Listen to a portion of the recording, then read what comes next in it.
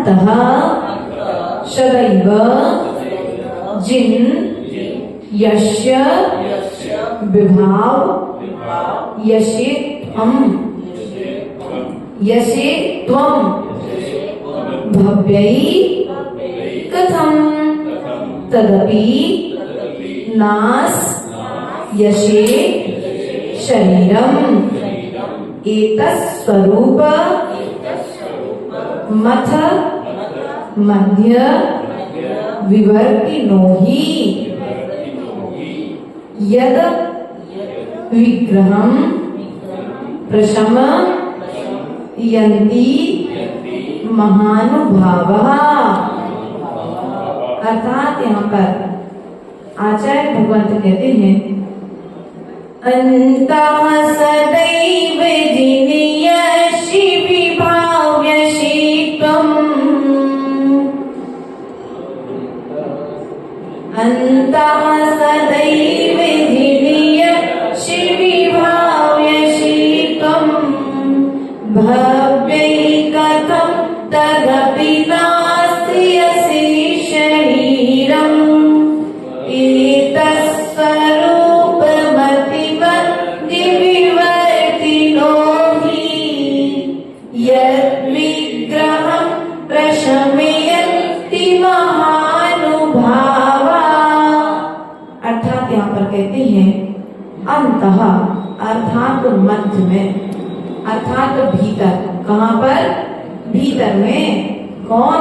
सदैव हमेशा जिन अर्थात जिनेंद्र देव का यश अर्थात जिस शरीर के भीतर जिनेंद्र देव का विभाव यशेत्वम अर्थात ध्यान करते हैं। क्या करते हैं? जिस जिनेंद्र देव का जिस शरीर में ध्यान किया जाता है भव्य कथम अर्थात भव्य जीवों का क्या होता है? वह शरीर नास यशे शरीरम वह शरीर क्या हो जाता है? नाश को प्राप्त हो जाता है। किस प्रकार? जिस प्रकार एतस्वरूप मध्य विवर्तिनो हि जिस प्रकार यह स्वभावी है कि मध्यस्थ बीच में रहने वाला रागद्वेष से रहित महापुरुष विग्रह शरीर और द्वेष को शांत कर लेते हैं। क्या करते हैं? आप जब हमारे मध्यवर्ती भाग हृदय में स्थापित होते हैं तो राग द्वेष आदि जो भाव हैं वे क्या हो जाते हैं? नाश हो जाते हैं और यह जीव वितराग स्वरूप को प्राप्त करके मोक्ष दशा को प्राप्त कर लेता है। आत्मा मनीषी भी त्रयम् त्वद भेद बुद्ध्या ध्यातो जिनेन्द्र भव तीह भवत् प्रभावः पानीय मप्य मृत मित्यनु चिन्त्यमानम् किम नाम नो विष विकार मपा करोति आत्मा मनीषी भीरयं त्वद्भेदि बुद्ध्या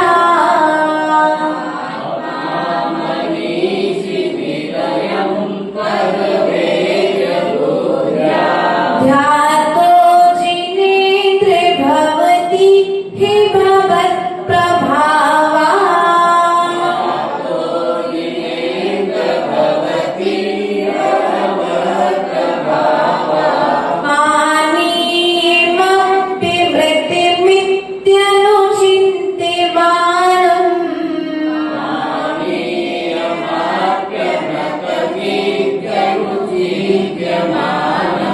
किं नामेनो विषविका प्रेमोपा करोति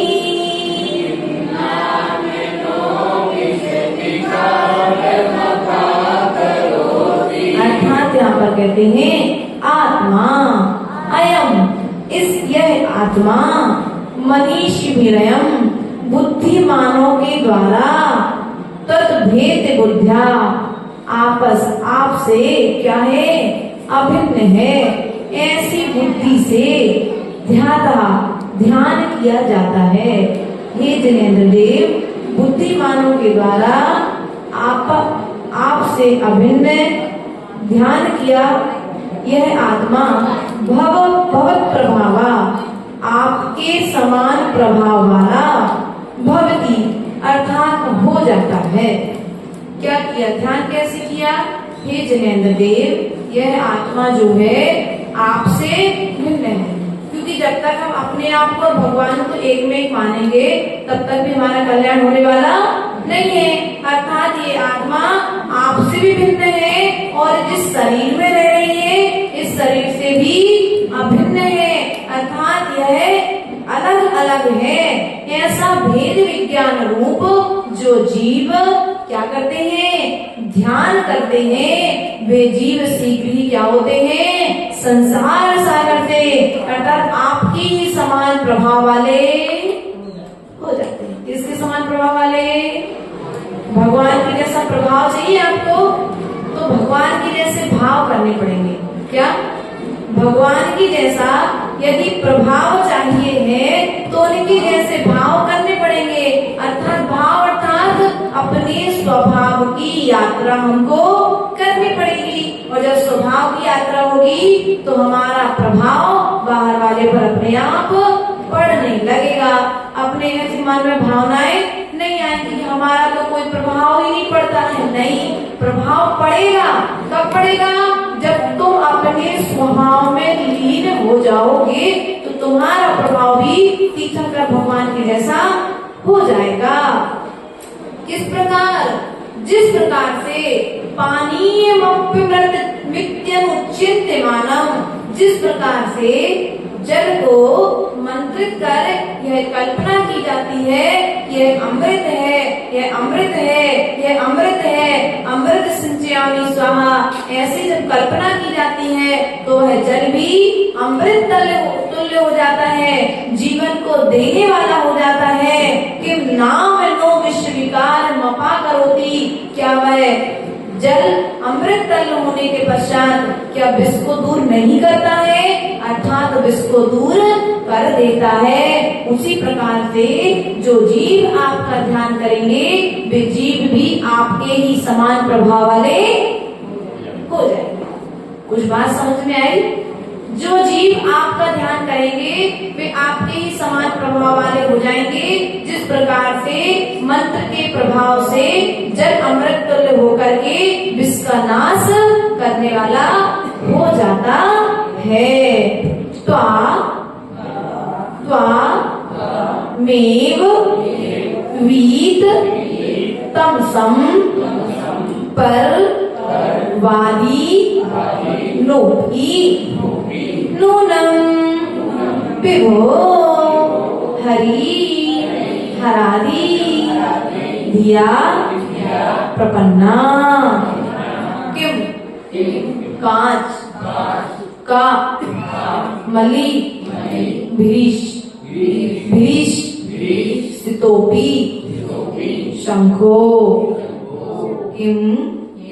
कांच का मलि भीष सितोपी शंखो नो ग्रह्यते विविध वर्ण विपर्य येन त्वामे विविदितमिदं परिवादिनोऽपि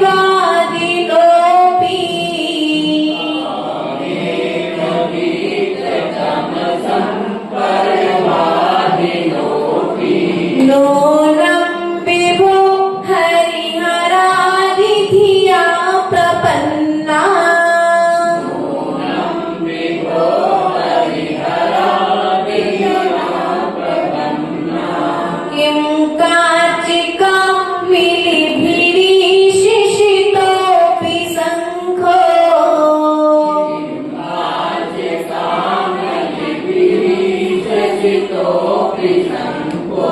नो ग्रह्यते विविधि वर्णि विपर्ययेण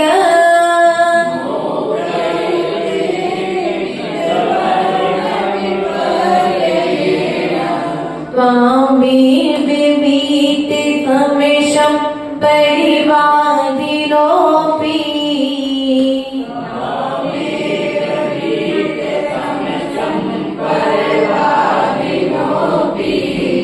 नूनं विभो हरिहरादिधिया प्रपन्ना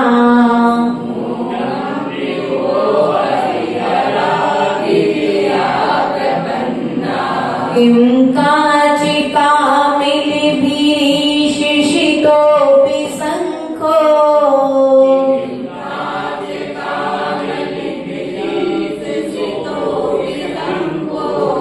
नो ग्रह्यते विविधि वर्णि विपर्ययेण